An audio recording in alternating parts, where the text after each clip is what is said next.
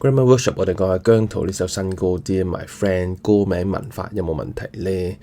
首先對我嚟講呢 Dear My Friend 係一個偽命題嚟嘅，因為喺我嘅世界呢，從來唔應該有人咁樣寫嘅噃。如果 Dear Editor 佢同我整個 Dear My Editor 或者 My Dear Editor 我都會兜巴車落去，要佢重新寫過啦。所以如果同學寫 Dear My Friend My Dear Friend 我都會勸佢不如 Dear Friend 算啦。又或者其實你個 friend 嚟嘅喎，佢冇名嘅咩 Dear Chris Dear John Dear 豬豬咁樣。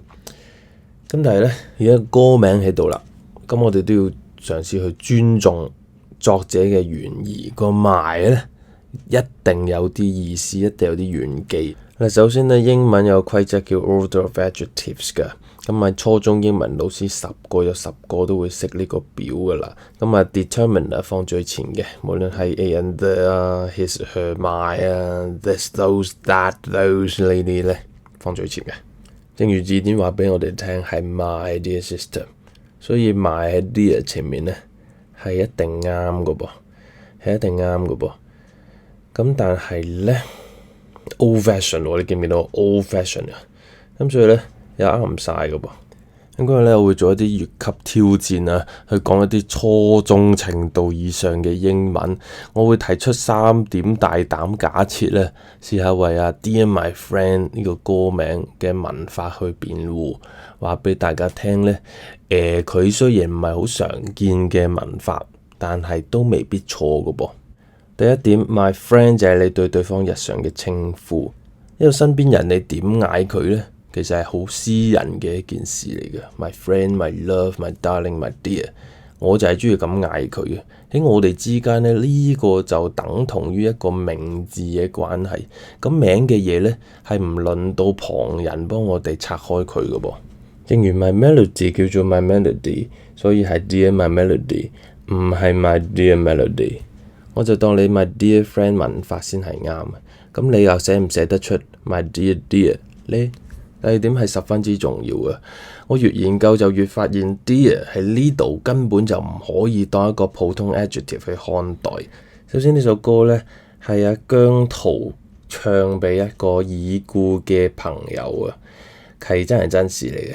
咁個 context 就係咁啦。咁個歌名你留意到個 comma Dear My Friend comma 呢個好重要。呢個就係一個仿如書信嘅開頭，送俾天國嘅網友。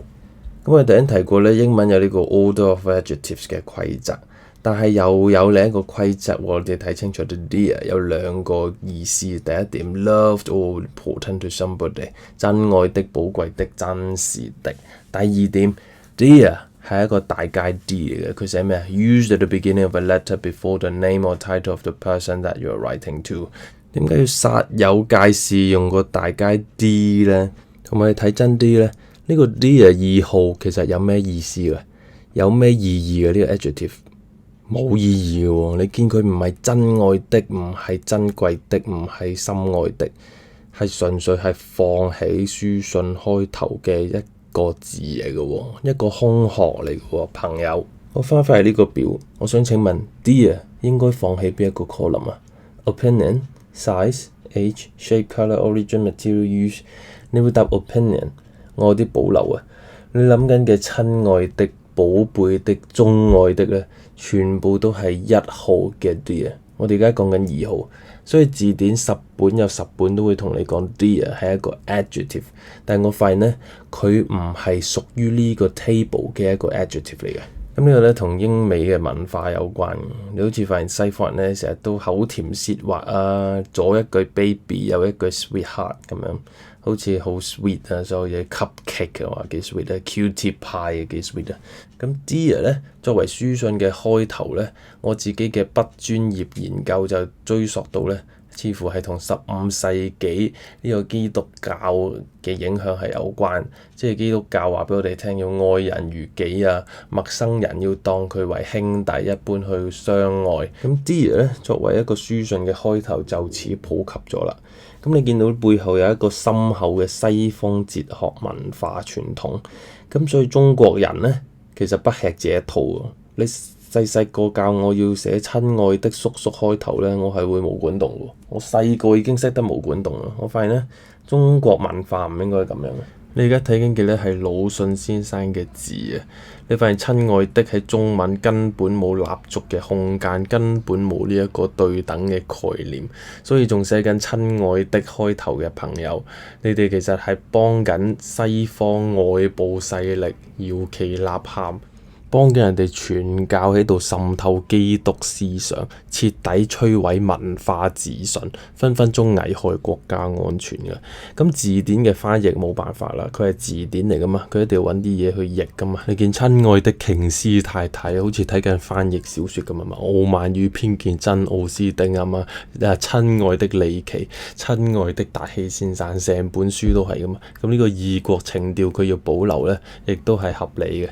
所以字典話佢係 adjective 都好啦，但係我心目中嘅 dear 已經係一個 formal convention， 係一啲傳統啊、禮節啊、儀式啊，冇解㗎。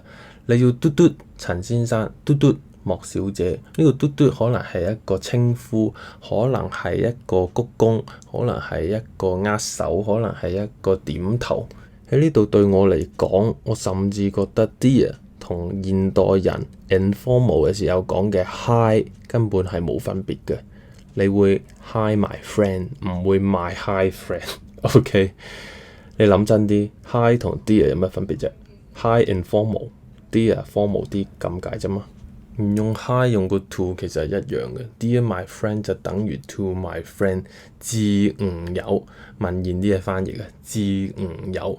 咁你就唔好屈我做埋 dear friend 喎，係嘛？我對吾友嘅感情係含蓄嘅、隱晦嘅，係嘛？你夾硬屈我變做我心肝寶貝的豬豬仔朋友喎，喂，兩回事嚟嘅喎。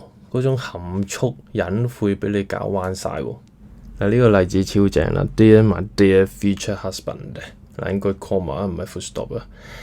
所以你話佢 grammar 可能唔啱得晒，但係有人咁諗嘢喎，係嘛？1號嘅 dear 同2號嘅 dear 同場出現，各司其職。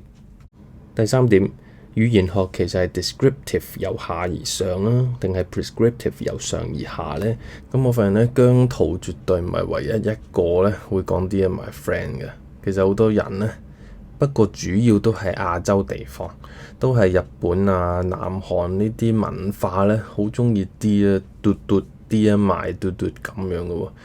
咁如果咁多人一齊去咁樣表達自己，覺得咁樣講先講到佢心目中想講嘅嘢嘅時候，你會判斷呢個係一個集體文化錯誤啊，定係一個集體嘅文化現象呢？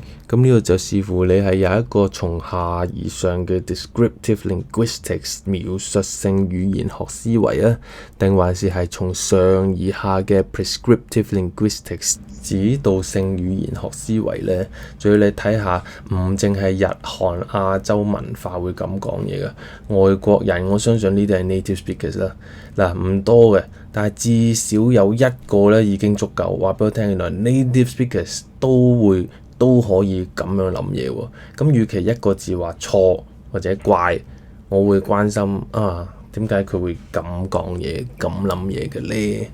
結論，呢題表面上係一題初中程度嘅文法題，但其實佢係一條大學程度嘅功能文法題嚟㗎。我自己咧冇能力從一個 prescriptive 嘅角度話 Dear my friend 係啱，但我亦都唔夠膽話佢錯。我自己嘅工作，我自己嘅世界一定係完全徹底 prescriptive， 教公開試、教書，乜嘢得分，乜嘢失分，唔會含糊啊。咁你寫個咁具爭議性嘅 Dear my friend， 或者寫個 old fashion 嘅 my dear friend， 我都會交叉你噶啦。咁但係而家我哋離開咗校園啦，係咪啊？即係姜濤啊、Mirror 呢啲校園以外嘅世界咧，咁我啊好謙卑，我唔會高高在上 prescriptive 啊嘛，對住班靚仔，我大過佢，而家出到嚟呢個世界，我好渺小啊嘛，咁我會學習享受咗一個渺小嘅觀察員，有一個 descriptive 角度咧，去睇翻英文呢一個文化現象，咁我會開心啲，同時亦唔會傷害到別人啊。